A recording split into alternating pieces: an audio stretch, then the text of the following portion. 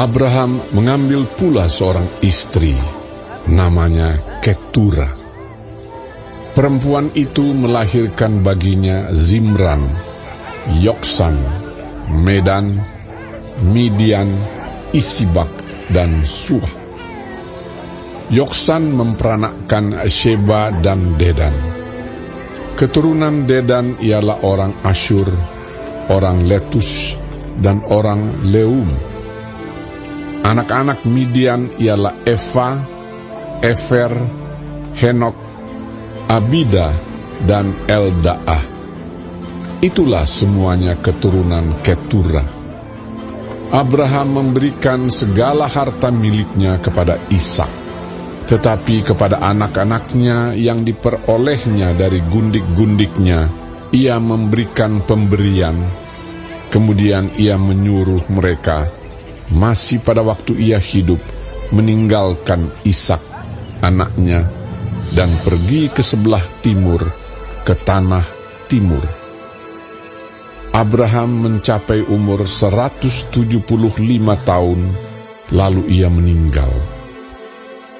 Ia mati pada waktu telah putih rambutnya, tua dan suntuk umur, maka ia dikumpulkan kepada kaum leluhurnya.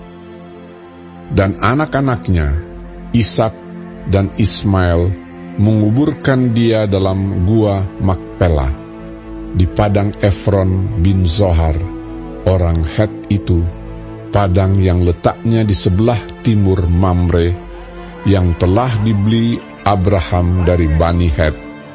Di sanalah terkubur Abraham dan Sarah istrinya. Setelah Abraham mati, Allah memberkati Ishak, anaknya itu, dan Ishak diam dekat sumur Lahai Roi.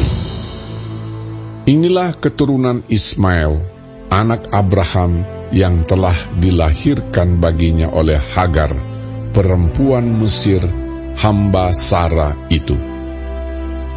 Inilah nama anak-anak Ismail, disebutkan menurut urutan lahirnya: Nebayot, anak sulung Ismail, selanjutnya Kedar, Adbeel, Mibsam, Misima, Duma, Masa, Hadad, Tema, Yetur, Nafis, dan Ketma.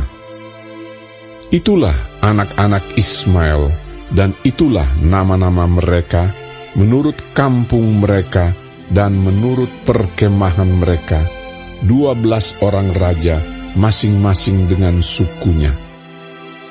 Umur Ismail ialah 137 tahun. Sesudah itu ia meninggal. Ia mati dan dikumpulkan kepada kaum leluhurnya.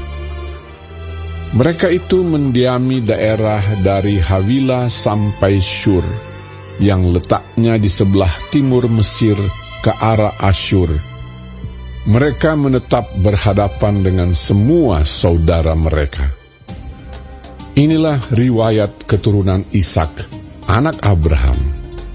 Abraham memperanakkan Ishak, dan Ishak berumur 40 tahun ketika Ribka, anak Betuel, orang Aram dari Padan Aram, saudara perempuan Laban, orang Aram itu, diambilnya menjadi istrinya.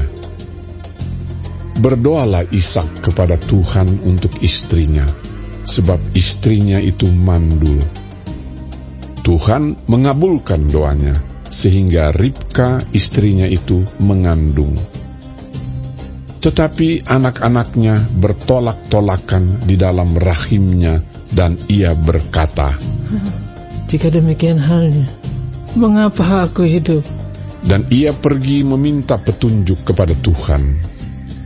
Firman Tuhan kepadanya, "Dua bangsa ada dalam kandunganmu, dan dua suku bangsa akan berpencar dari dalam rahimmu. Suku bangsa yang satu akan lebih kuat dari yang lain, dan anak yang tua akan menjadi hamba kepada anak yang muda." Setelah genap harinya untuk bersalin, memang anak kembar yang di dalam kandungannya. Keluarlah yang pertama, warnanya merah. Seluruh tubuhnya seperti jubah berbulu. Sebab itu ia dinamai Esau.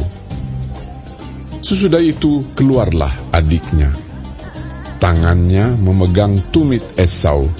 Sebab itu ia dinamai Yakub. Ishak berumur 60 tahun pada waktu mereka lahir. Lalu bertambah besarlah kedua anak itu. Esau menjadi seorang yang pandai berburu, seorang yang suka tinggal di padang. Tetapi Yakub adalah seorang yang tenang, yang suka tinggal di kemah.